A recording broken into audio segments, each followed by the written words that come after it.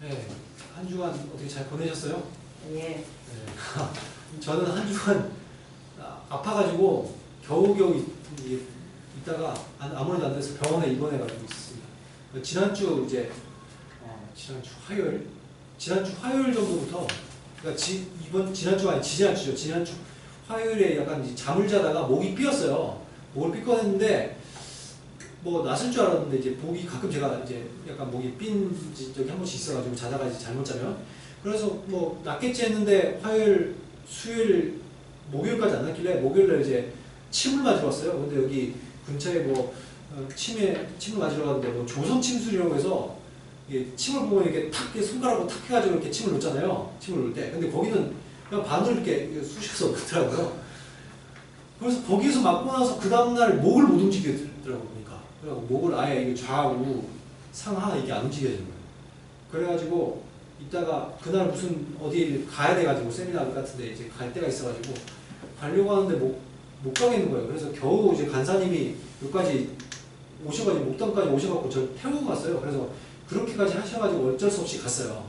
그런데 그날도 겨우겨우 버티다가 거기서도 안 되겠다 싶어서 이제 병원을 거기서도 갔죠. 가고 나서 주일날 아시다시피 제가 설교도 못했잖아요.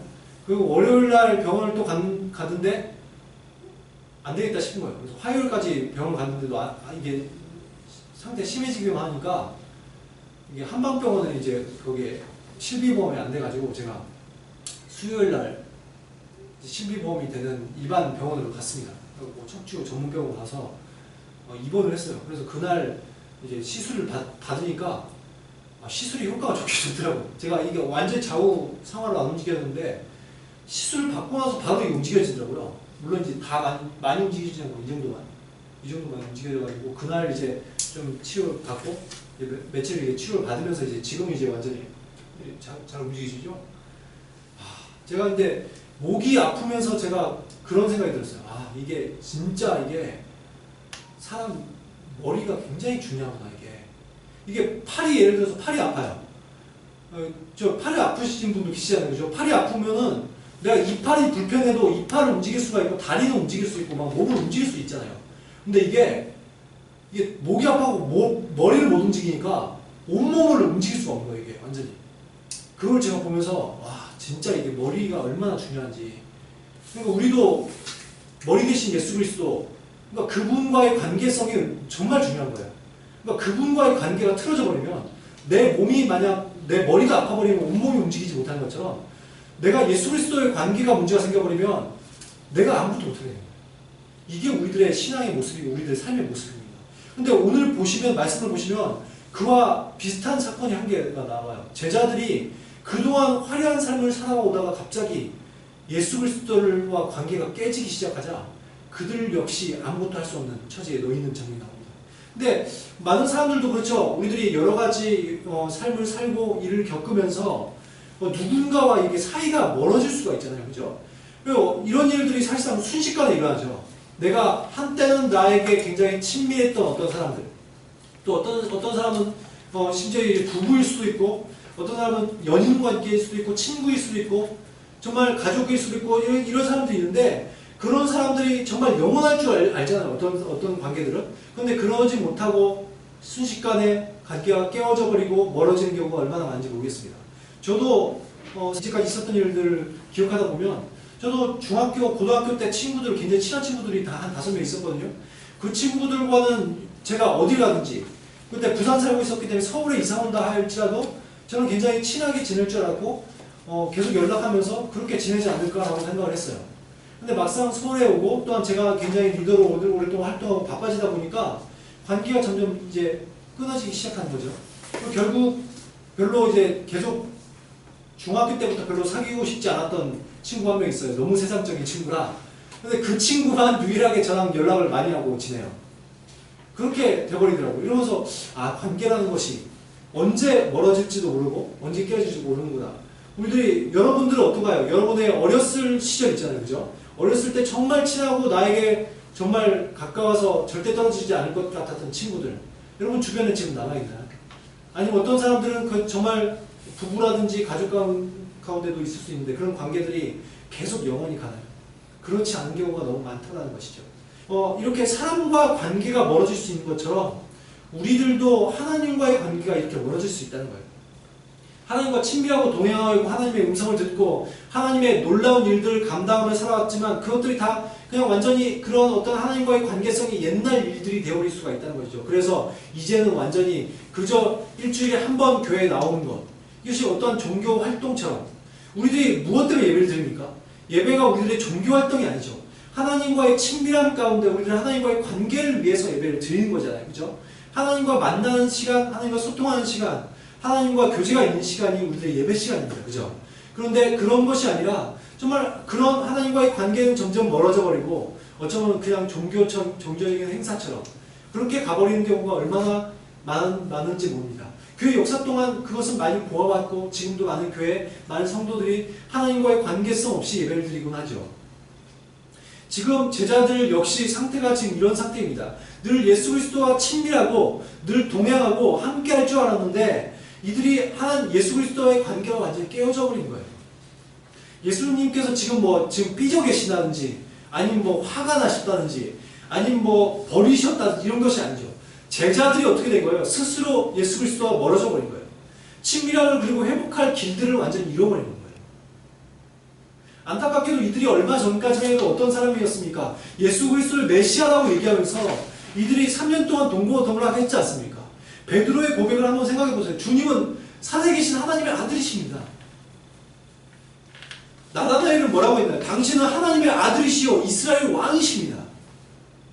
도마의 고백은 어떤가요? 우리 주와 함께 죽으러 가자.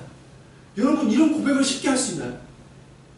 야고보와 요한 같은 경우 주님의 나라가 이루어지면 요한하고 저를 좀 이렇게 주님의 좌우편에 앉게 해주시면 안 될까요?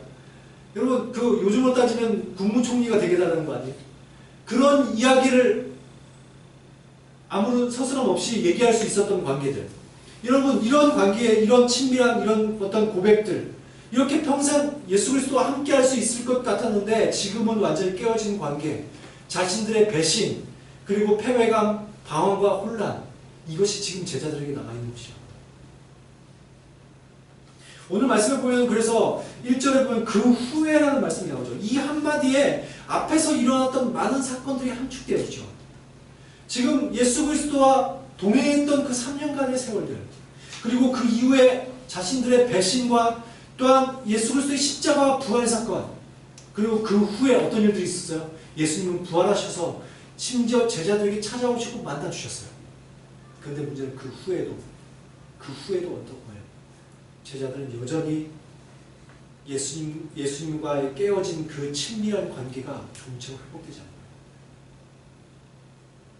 이런 상황에서 베드로가 뭘 어떻게 해야 될지 모르겠는 거예요. 오늘 말씀에 보면 그래서 뭐라고 얘기해요? 제자들하고 같이 있다가 그들은 이미 갈릴리로 이동해 있습니다. 그들은 예수님께서 여인들에게도 말씀하셨고 그 이전에도 말씀하셨죠. 갈릴리에서 날 보리라. 여인들에게도 갈릴리로 가라 말씀하셨어요. 제자들은 갈릴리에 가 있음에도 불구하고 뭘 해야 될지 모릅니다. 베드로가 뭘 해야 될지 모르는 와중에 이렇게 얘기를 하는 거예요. 나는 물고기 잡으러 가겠다. 여러분 여기 나머지 있던 제자들, 여기는 6명의 제자들 정도만 더 같이 함께 있었던 것 같아요. 근데 그 제자들도 같이 베드로가 그 얘기를 하니까 우리도 같이 가자라고 얘기를 합니다. 여러분 베드로의 입장에서 지금 사람을 낳는 어부가 되게 하시겠다는 예수님의 약속을 지금 그런 약속의 삶, 아니면 내가 어떤 역동적이고 하나님 나라를 위한 진취적인 어떤 삶, 이런 것들을 지금 기대하고 지금 살아갈 수 있나요? 그것에 대한 소망이 있습니까? 그것은 무슨 예수 그리스도와의 친밀한 관계가 있었을 때 가능한 이야기죠. 지금 놀라운 하나님의 일꾼으로 쓰임받기는커녕 지금 베드로와 나머지 제자들은 하나님 예수 그리스도의 관계가 과연 회복될 수 있을까? 이들에게 고민은 오히려 지금은 그런 것들입니다. 우리 역시 그래요. 하나님과 우리가 친밀함에서 멀어지기 시작하잖아요.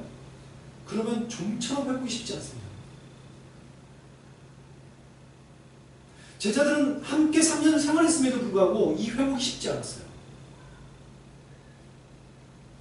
이럴 때 우리들도 친밀함도 잃어버리고 사명도 잃고 놀라운 사역의 열매들이 나타났던 그 일들은 다 옛날 일이고, 여러분 그래서 이럴 때 제자들처럼 우리 역시 뭘 해야 될지, 내 인생을 어떻게 살아야 될지 방황하고 길을 잃게 되는 거예요. 야고보에게는 아직 그 아버지가 배를 가지고 있었습니다. 예수님이 제자들을 부르시는 장면에서 나오잖아요. 아버지의 배와 함께 버려두고 예수를 좇습니다. 물론 베드로에게도 배가 있었는지 없었는지 모르겠어요. 누구의 배였는지는 중요하지 않죠. 그러나 그들은 다시 배에 탑니다. 적어도 4명이 어부예요. 그리고 그들은 배를 띄워서 다시 그물을 던지기 시작했어요. 그날 밤에 물고기 한 마리도 잡히지 않는 거예요. 여러분, 이런 사건이 언제나 한 번 있지 않았어요? 3년 전에도 베드로에게 일어났던 사건이죠. 데자뷰라고 여러분 들어보셨죠? 또 동일한 사건이 일어난, 어디서 본 듯한 사건. 여러분, 그런 현상과 같이 마치 과거에도 언젠가 있었던, 그때는 베드로가 예수 그리스도를 깊이 만나고 친밀한 가운데로 들어갔던 그 순간이죠.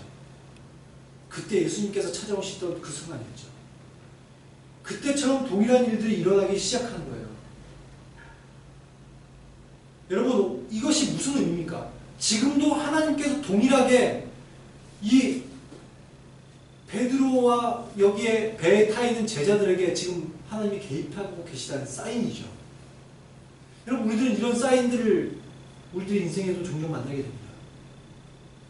여기는 굉장히 분명하게 와닿을 수 있지만 우리에게는 어쩔 때는 희미할 수가 있어요. 그러나 그 사인들을 우리들은 정확히 봐야죠. 아, 이것이 무엇 때문에 이런 일들이 일어나지?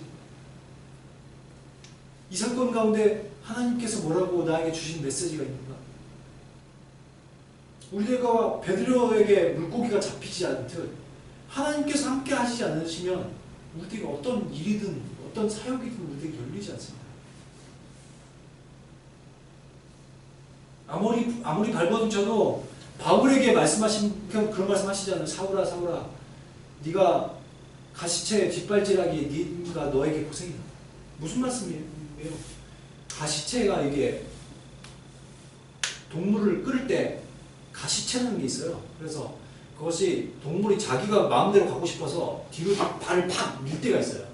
그러면은 농부가 이러다가 이렇게 가버리면 안 되잖아요. 그래서 가시체라는 걸 줬어요. 그래서 그걸 탁 쳐버리면은 이게 엄청 아파요, 발이. 그래서 동물이 주인의 말을 들 수밖에 없도록 만드는 게 가시체입니다. 그러니까 이게 바울에게도 이런 얘기하는 거예요. 네가 네 멋대로 인생 살려고 하니까 얼마나 힘이 드냐. 하나님의 말씀대로 살아야 힘이 안 된다는 거죠.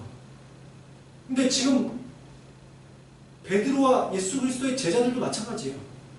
지금 자신의 인생을 어떻게 살라고 해도 내가 물고기를 많이 잡고 싶다고 해서 잡히는 게 아니죠. 언제나 내 삶 가운데 내가 그것이 사역이든 일이든 하나님께서 함께 하셔야 돼요.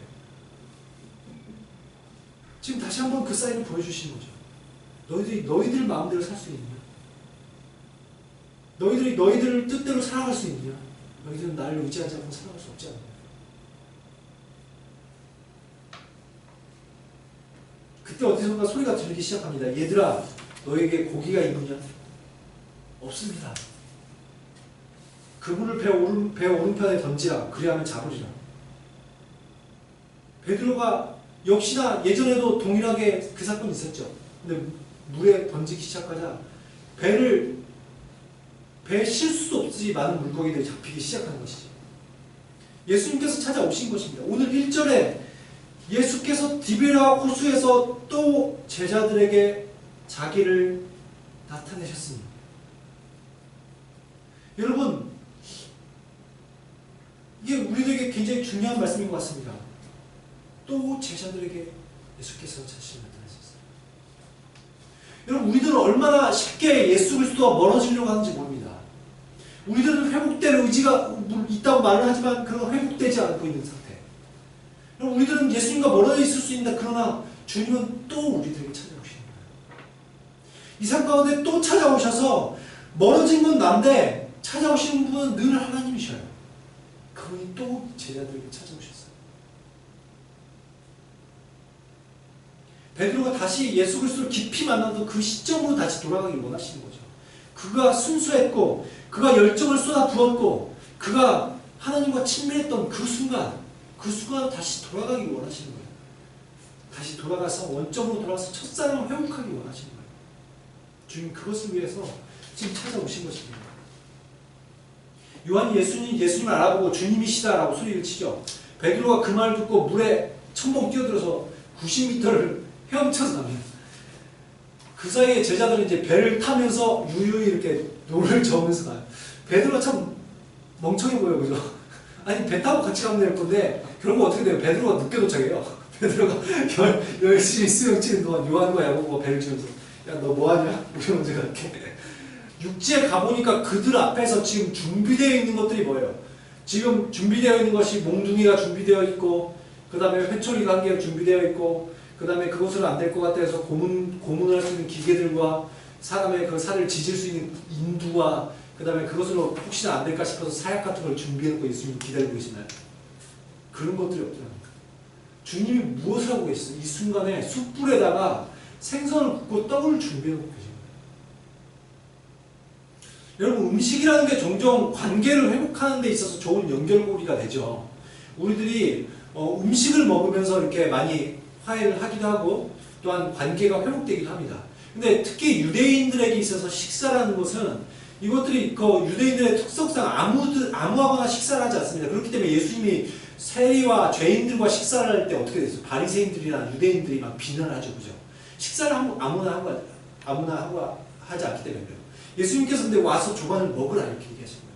지금 무엇을 하고 계신 거예요? 예수님이 제자들을 향해서 다시 친밀한 관계로 초대를 하고 계신 것이죠.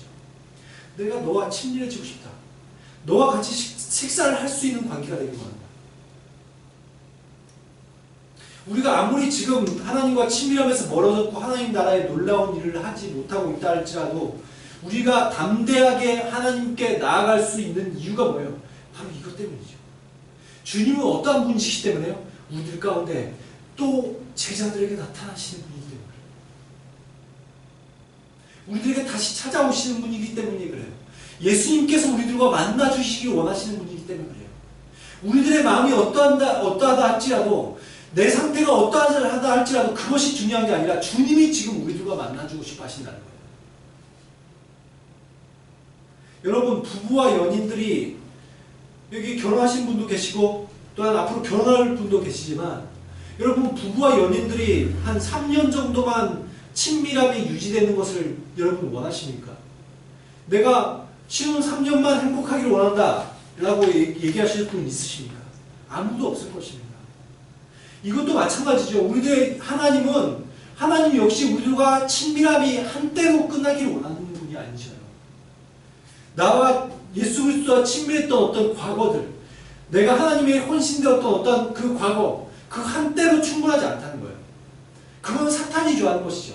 날마다 하나님과의 관계가 틀어질 수 있도록, 날마다 하나님과의 관계가 회복될 수 없도록, 그래서 하나님과의 우리를 죄를 짓도록, 또한 죄의식에 사로잡혀서 하나님께 나갈 수 없도록, 하나님께 집중할 수 없도록, 분주하도록 계속해서 만들면서 결국 어떻게 하려는 거예요? 지금의 베드로의 모습처럼 결국 다시 사람을 낚는 어부가 아니라 그냥 물고기 잡는 어부의 인상을 다시 살게 하려고 끊임없이 사탄은 송사하고 우리를 괴롭히고 있습니다. 그건 사탄이 좋아하는 것이죠. 반면에 예수님은 지금 무엇을 원하고 계신다고요? 제자들이 떠나갔었고 배신했었고 제자들이 다시 예수님께로 회복되지 않고 있고 지금 상태는 완전히 밑바닥을 쳐서 신앙적으로 완전히 다운된 상태고 그럼에도 불구하고 예수님은 어떻게 원하시는 거예요? 찾아와서 문을 두드렸음에도 불구하고 그들이 계속해서 예수님을 받아들이지 못하고 있고 그럼에도 불구하고 예수님을 다시 찾아오셔서 그들과 만나주길 원하신다. 난 늘 너희들과 친밀하길 원한다. 난 너희들과 늘 교제하길 원한다. 너희들이 늘 나의 사명자로 살아가길 원한다. 그것이 주님께서 지금 말씀하시는 것이 아닙니까? 여러분 요한계시록 3장 19절 20절 한번 볼까요? 함께 보도록 하겠습니다. 시작. 무릇 내가 사랑하는 자를 책망하여 징계하노니 그러므로 내가 열심을 내라 회개하라 볼지어다 내가 문 밖에 서서 두드리니 누구든지 다시 내 음성을 듣고 문을 열면 내가 그에게로 들어가 그와 더불어 먹고 그는 나와 더불어 먹으리라.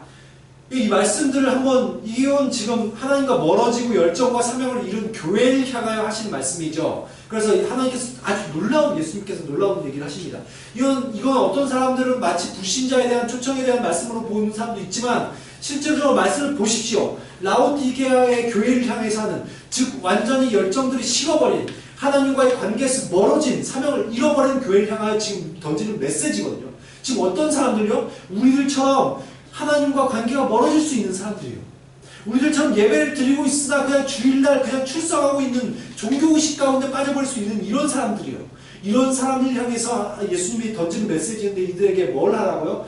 예수님께서 문 밖에서 지금 문을 두드리고 있다는 거예요. 너희들이 문을 열어달라고 두드리고 있다는 거예요. 그렇게 하면서 오늘 보시면 두 가지 우리들이 아주 중요한 것들을 해야 될 것을 말씀하십니다. 첫 번째 보니까 열심을 내라라고 얘기를 하고 있어요. 여러분, 제자들의 상태는 지금 예수님을 향해 열심을 내고 있지 않은 상태입니다. 대충 해가지고는 예수님과의 관계를 회복할 수가 없다는 거예요. 우리들이 대충 해가지고 하나님과의 관계가 쉽게 회복되지 않는다는 거예요. 친밀함이. 여러분, 연인과 부부 사이도 그렇습니까? 싸우고 관계가 틀어지고 그것이 몇 년이 흘러버렸어요. 그 상태에서 계속 가면 어떻게 되는 거예요? 친밀함이란 더 이상 회복될 수가 없어요. 어떻게 하지만 회복될 수 있어요? 열심을 내야 돼요. 내가 내 애인과 내 사랑하는 사람과 내 아내와 남편과 내 자녀와 내 친구들과 회복이 돼야 되겠다. 만약 그런 것이 있다면 열심을 내야 되는 거예요. 내가 그 회복을 위해서 최선을 다해야 되는 거예요. 그렇지 않고서 결코 회복될 수 없습니다. 그래서 지금 이 시대에 얼마나 많은 사람들이 이혼을 합니까? 이 열심을 낼 줄 모르기 때문에 그런 것이죠. 하나님과의 관계도 마찬가지인 것이에요. 내가 하나님께 나아가려는 태도, 말씀과 묵상과 기도 같은 하나님을 만나는 시간들을 내가 얼마나 쓰고 있냐. 내가 안 되면 아침에 일찍 일어나서, 만약에 내가 너무 바빠서 시간을 낼 수 없다면 아침에 일찍 일어나서 새벽 기도라도 드리고, 내가 정말 예배 시간에도 늦지 않게 나와서 정말 하나님 앞에 엎드리고, 내가 그런 열심을 내고 있냐는 것이죠. 내가 치열하게 그것을 위해 싸우고 있냐는 거예요. 예배 회복을 위한 치열한 몸부림이 있냐는 거예요. 하나님과의 뜨거운 사랑의 회복을 위한 어떠한 내 노력이 있냐는 거예요. 그 열심이 없으면 회복될 수 없다는 거예요. 주님은 우리 가운데 찾아오셔서 지금도 못 들고 계시지만 내가 그런 열심을 내지 않고서는 우리들은 주님 앞에 온전히 나갈 수가 없습니다. 제자들이 지금 그런 모습인 거예요. 주님께 열정을 내고 있지 못한 거예요. 두 번째로 보니까 회개하라라고 얘기를 하고 있어요. 회개가 어떤 겁니까? 용서를 구하고 다시 원래 위치로 돌아가려는 태도가 회개가 아닙니까? 그죠? 완전히 하나님 앞에 엎드리고 뉘우치고 죄를 끊으려는 어떤 의지들, 완전히 돌아서려는 어떤 태도들, 이런 것들이 있어야 된다는 거예요. 여러분, 아까도 연인들이나 부부의 관계나 친구나 가족을 얘기했습니다만은 마찬가지죠. 내가 회개하지 않고서는 그 사람과의 관계가 온전히 회복될 수 있습니까? 내가 잘못했으면 그 사람한테 완전히 엎드려야 되는 거예요. 그 사람한테 빌어야 되고, 내가 잘못했다고, 내가 정말 인생 잘못 살았다고 용서를 구해야 되는 거예요. 여러분, 그것이 아내입니까? 자녀입니까? 마찬가지죠. 내가 빌어야 되는 거예요. 내가 잘못했다고, 내가 이제 다시는 그러지 않겠다고 돌이켜야 되는 거예요. 그것이지 않고서는 관계가 회복되지 못해요. 지금 이 교회를 향하여 열정이 식어버리고 하나님과 멀어지고 사명을 잃은 이 교회를 향하여 너희들이 열심을 내라, 너희들이 회개해라. 그럴 때 너희들에게 회복이 된다는 거예요. 예수님은 이미 문을 두드리고 계시거든요. 문 좀 너희들이 열어서, 문 좀 열어주지 않겠니? 우리들이 문을 열 때 어떻게 되는 거예요? 성령께서 내 마음을 완전히 주관하시도록 내가 내어드리면 그분께서 내 안에 들어오셔서 그 열정들을 회복시키시겠다는 거예요. 문을 여는 자에게 하나님은 또 놀라운 약속을 하시는데, 이 약속을 보시면 지금 제자들에게 지금 하시는, 접근하시는 방법과 동일하죠. 그는 나와 더불어 먹으리라. 예수님 제자들에게 어떻게 하셨어요? 관계를 회복시키시는 그들에게 조반을 먹습니다. 여러분, 이 라오디게아의 교회, 이 열정이 식어버린 교회를 향해서도 너희들이 나에게 나오는 열심을 내고 내가 문을 두드릴 때 문을 열면 너희들이 나를 먹게 될 것이다. 여러분 아까도 말씀드렸습니다만 이 식사라는 것은 우리들과 어떠한 화해가 있고 친밀함과 교제와 회복이 있는 그런 것들이죠. 친밀함이 없이는 식사가 없죠. 지금 이 식사라는 것은 용서와 애정과 화해와 친밀한 의미를 가지고 있습니다. 다시 가족과 친구 예수님께서 이 교회를 그리고 예수님의 제자들을 다시 받아주시겠다는 거예요. 제자들은 바로 지금 이 식탁 교제로 초청을 받고 있는 것입니다. 다시 그들의 삶 가운데 회복이 일어나기 시작한 거예요. 여러분 하나님과의 친밀함 그리고 하나님의 사명자로서 지금 최상의 상태로 우리가 살아가고 있습니까? 내 신앙이 지금 최고인가요? 주님은 늘 그러기를 원하십니다. 마치 부부와 연인의 관계가 늘 달콤하고 사랑스럽기를 원하듯이 하나님은 늘 우리들과의 관계가 그렇게 원하십니다. 아니면 여러분 지금 과거의 한때만 그랬나요?